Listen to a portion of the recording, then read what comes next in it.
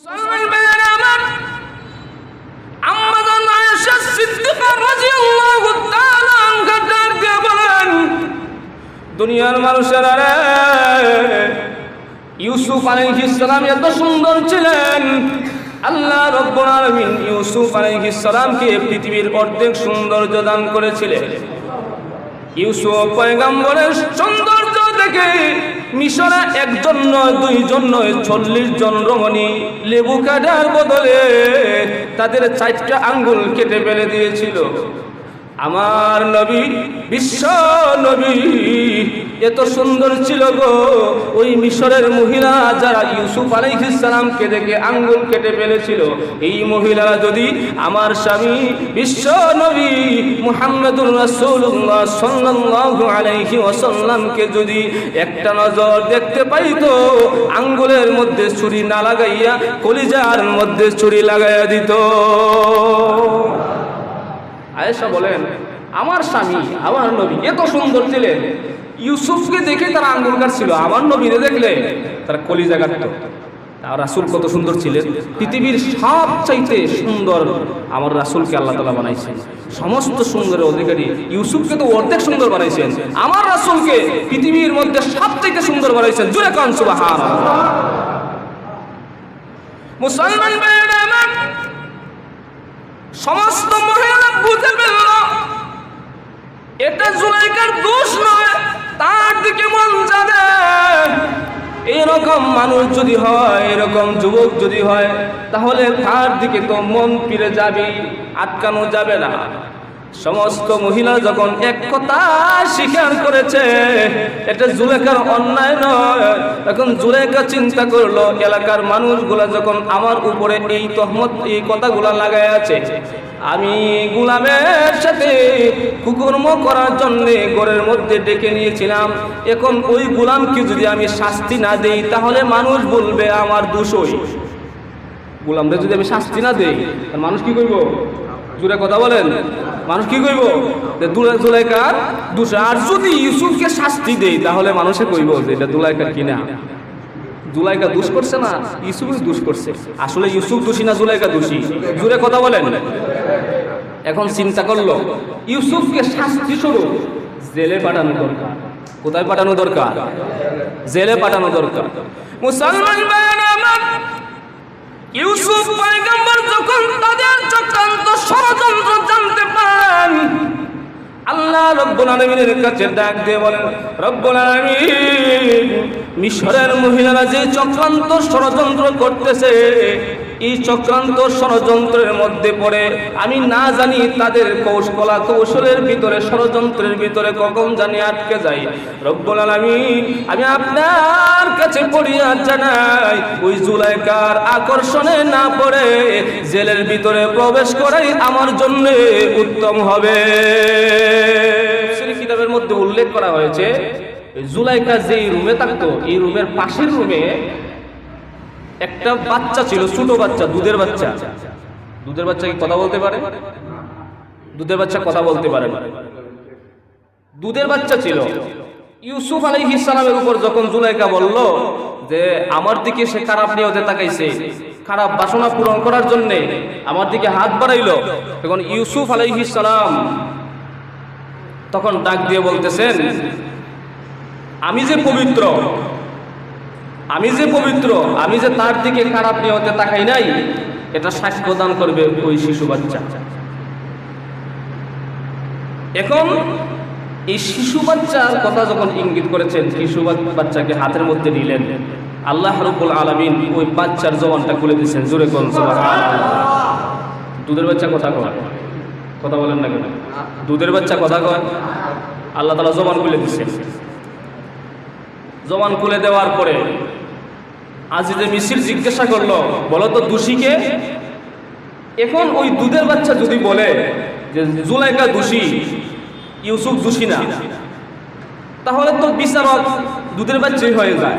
এই জন্যে আল্লাহ রাব্বুল আলামিন দুধের বাচ্চার জবান দিয়ে এমন কথা উল্লেখ করেছেন, বিচারক দুধের বাচ্চা না, আজিজে মিসরই বিচারক বানাইছে। কিভাবে?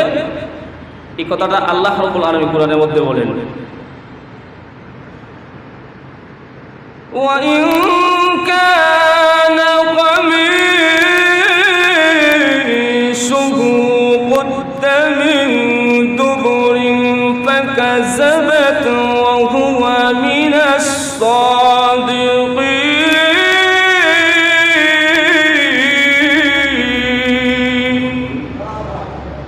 বাচ্চা ডাক দিয়ে বলেন, হে আজিজে মিসির, আপনি তাকায় দেখেন ইউসুফের জামা কোন দিকে ছিঁড়া। সামনের দিকে যদি ছিঁড়া হয় তাহলে ইউসুফ মিথ্যাবাদী, জুলাইখা সত্যবাদী। যে আয়াত তেলাওয়াত করেছি এর আগের আয়াতে বলেন, ইন কানা কামিসুহু কুদ্দা মিন কুবুলিন ফাসাদাকাত ওয়া হুয়া মিনাল কাযিবিন।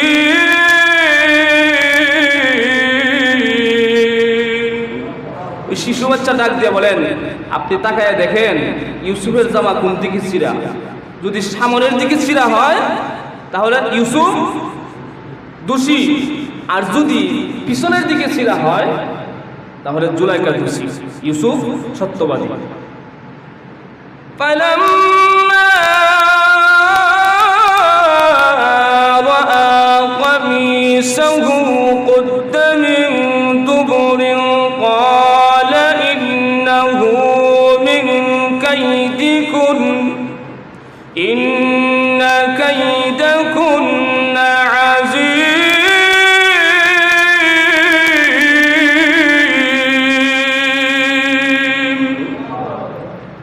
আজিজে মিসরির তাকায় দেখে ইউসুফ আলাইহিস সালামের জামা সামনের দিকে ছিঁড়া না, পিছনের দিকে ছিঁড়া। শিশু বাচ্চা দুইটা কথা বললো, সামনের দিকে যদি জামা ছিঁড়া হয় ইউসুফ দোষী, পিছনের দিকে যদি ছিঁড়া হয় তাহলে জুলাইখা দোষী। বিচারক কারে বানাইছেন? আজিজে মিসির রে, যেহেতু প্রধানমন্ত্রী আজিজে মিসির রে বিচারক বানায় বললেন, আপনিই দেখেন জামাটা কোন দিকে ছিঁড়া। সামনের দিকে ছিঁড়া হইলে ইউসুফ দোষী, পিছনের দিকে ছিঁড়া হইলে জুলাইখা দোষী। তখন তাকায় দেখে জামাটা সামনের দিকে ছিঁড়া না, পিছনের দিকে ছিঁড়া। দৌড় দিয়েছিল যখন, পিছন দিয়ে তো জামা টান দিয়ে দৌড়ছিল। তখন আজিজে মিসির ডাক দিয়ে বলেন, ইন্নাহু মিন কাইদিকুন ইন্না কাইদাকুন্না আযীম। জুলাইখাকে বলতেছে, তুমি ছলনাময়ী, আর মহিলাদের ছলনা সবচাইতে বেশি কঠিন। ইউসুফ আলাইহিস সালামকে বললেন, ইউসুফ মন থেকে কথাগুলো বাদ দাও, কারো কাছে বইল না, আমাদের ঘরের ব্যাপার স্যাপার বললে তো আমাদের লজ্জা। জুলাইখাকে শাসাইলেন, তুমি যে দুষ করেছ এটা ক্ষমার অযোগ্য, তুমি তওবা করো আবার ফিরে আসো। এই যে ইউসুফ আলাইহিস সালাম ওনার সাথে যে এই কুকর্মে ধরা খাইলেন, এই কথাটা সারা মিশরের মধ্যে ছড়াইয়ে পড়ল।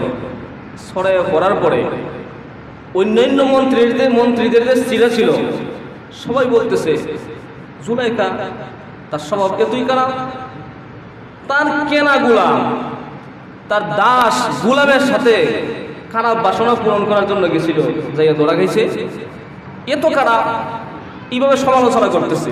যখন সমালোচনা করলো এই কথাটা ওই জুলাইখার কানের মধ্যে এসে বসল।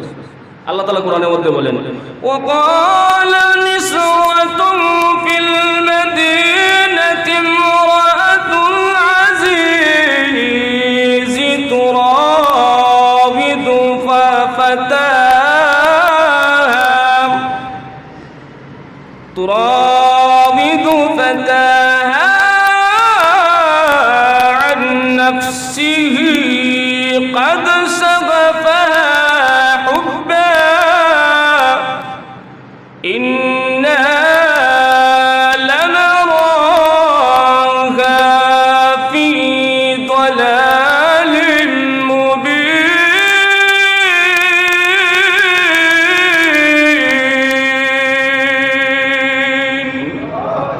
الله تعالى বলেন, وقال نسأة في المدينة امرأة العزيز.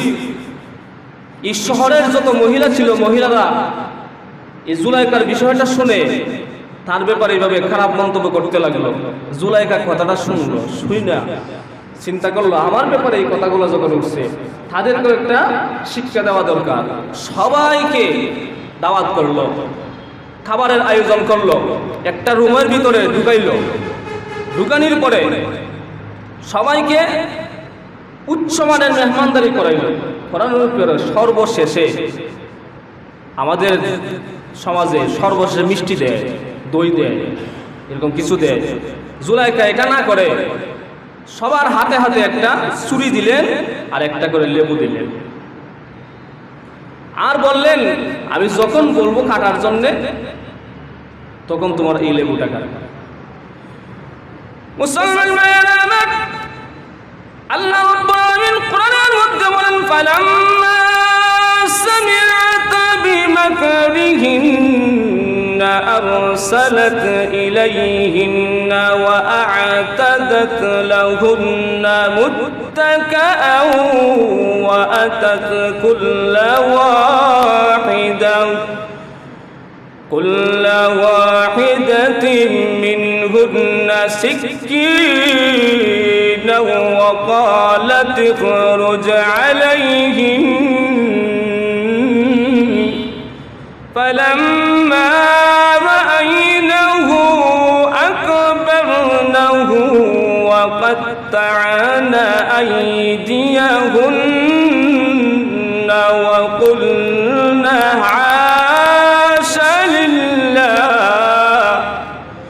وقلنا حاش لله ما هذا بشرا إن هذا إلا ملك كريم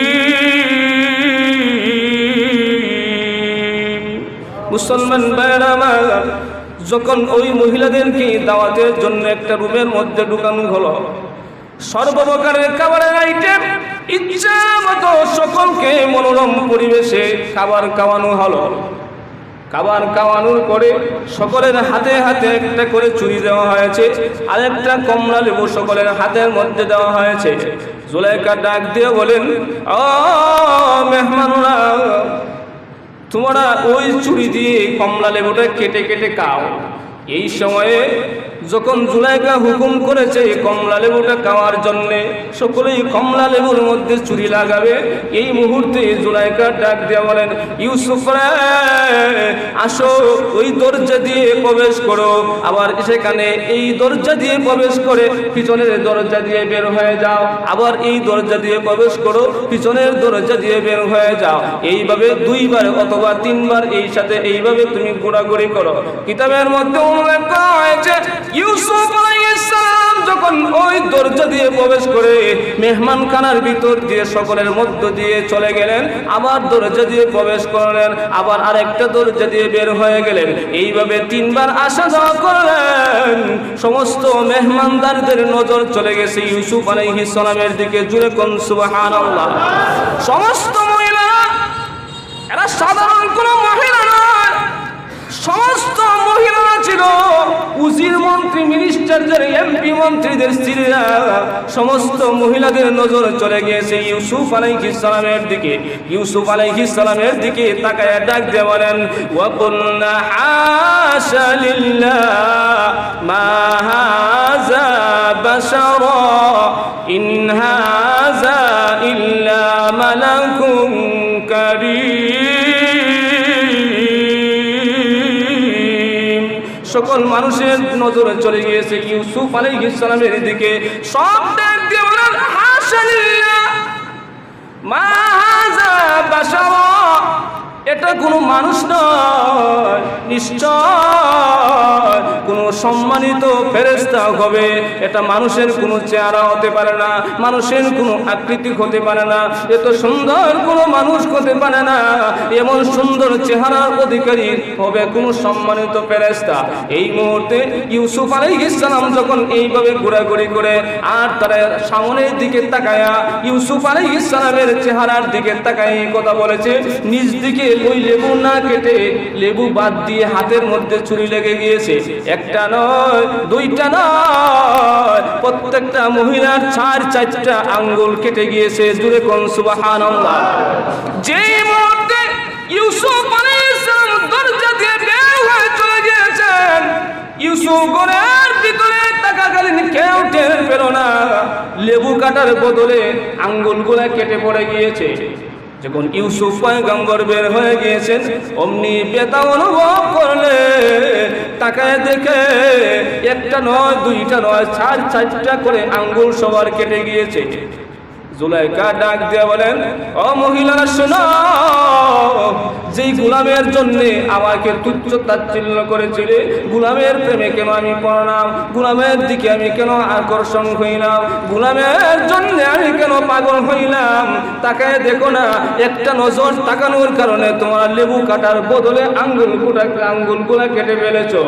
আর আমি জুলাইখা দিন রাত 24 ঘন্টা ওই তার সামনে পড়ে থাকি, আমি তার প্রেমে আবদ্ধ হয়ে অন্যায় করেছি না ন্যায় করেছি, তোমরাও সেটার সঠিক বিচার করো।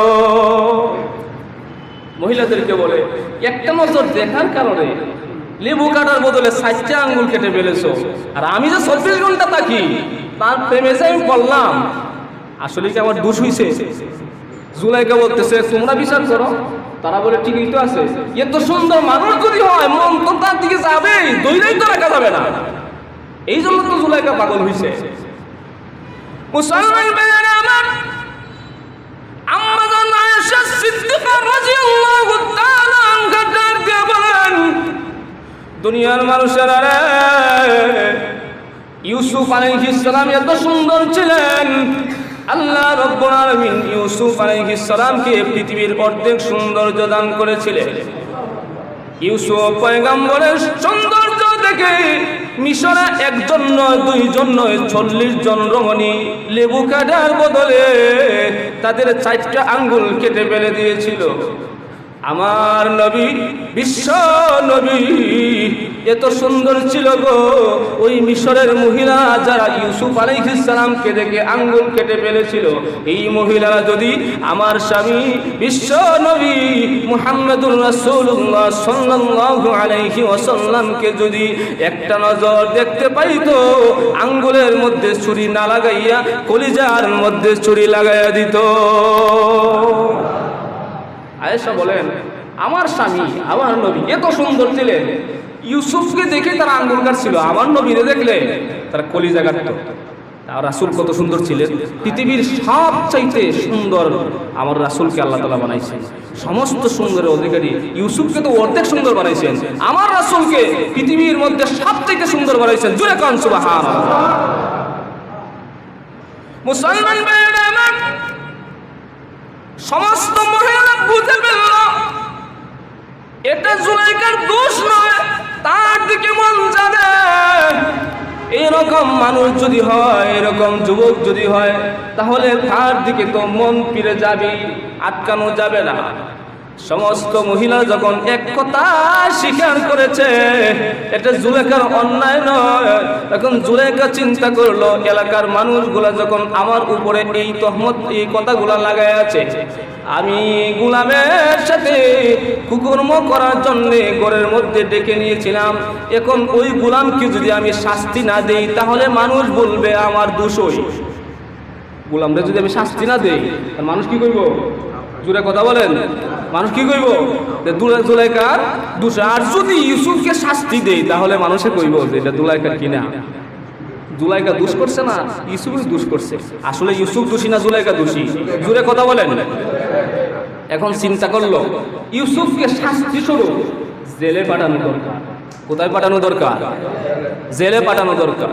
মুসলমান ভাইরা আমার, ইউসুফ পয়গম্বর যখন তাদের চক্রান্ত ষড়যন্ত্র জানতে পারেন, আল্লাহ রব্বুল আলামিনের কাছে ডাক দিয়ে বলেন, রব্বুল আলামিন মিশরের মহিলারা যে চক্রান্ত ষড়যন্ত্র করতেছে, এই চক্রান্ত ষড়যন্ত্রের মধ্যে পড়ে আমি না জানি তাদের কৌশলের ভিতরে, ষড়যন্ত্রের ভিতরে কখন জানি আটকে যাই। রব্বুল আলামিন আমি আপনার কাছে ফরিয়াদ জানাই, ওই জুলাইখার আকর্ষণে না পড়ে জেলের ভিতরে প্রবেশ করাই আমার জন্য উত্তম হবে।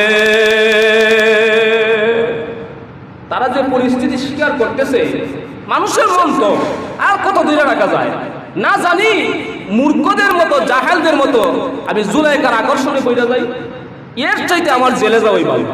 কই যাওয়া ভালো? জোরে কথা বলে, কই যাওয়া ভালো? তখন জুলাইখা তার স্বামীকে বুঝাইয়া ফুসলাইয়া বলতেছে, ইউসুফকে জেলে পাঠানো দরকার। কেন? দোষ আমি করি নাই, ইউসুফ করেছে। আর যদি ইউসুফকে জেলে পাঠানো না হয় তাহলে তোমার কথা ব্রাশ করে দেবে। কথা বলেন না কেন? কার কথা ব্রাশ করে দিব? প্রধানমন্ত্রী, অর্থমন্ত্রী? জানান তো কি কথা? বেটার যেই জানাই তোমার কথা ব্রাশ করে দিবে।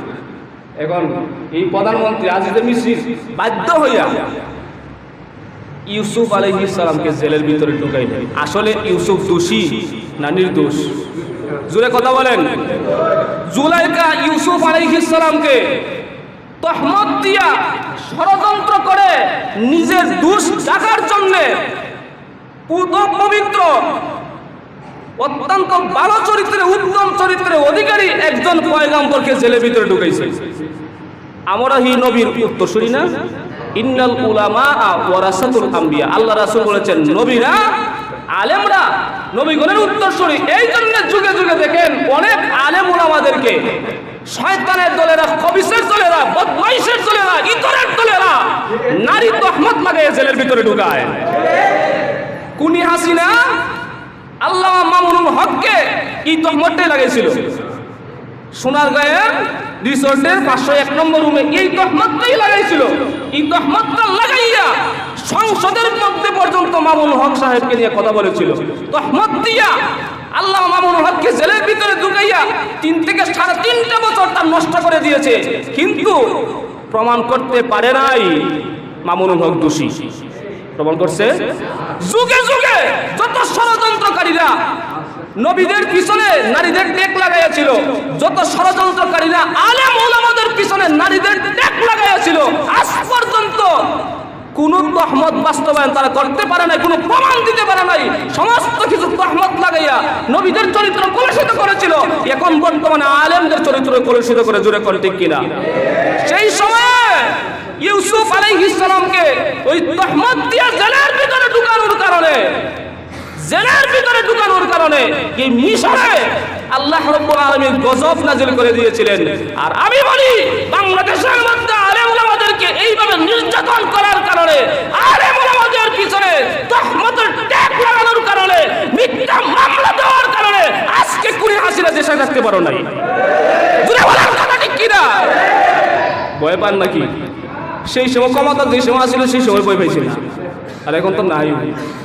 এখন বই পাই লাভ আছে? আরে বিড়ালের মতো, শিয়ালের মতো 70 বছর, 1000 বছর না বাইছে সিংহের মতো 1 মিনিট বাঁচা উচিত। এই জন্য বলবো, যারা আলেমের চরিত্রার্থ করে, আলেমদের চরিত্র নিয়ে কথা বলে, কলুষিত করে, তারা কোনোদিন খাঁটি মানুষ হইতে পারে না। তারা হলো জারজ সন্তান। তারা কি সন্তান? জারজ সন্তান।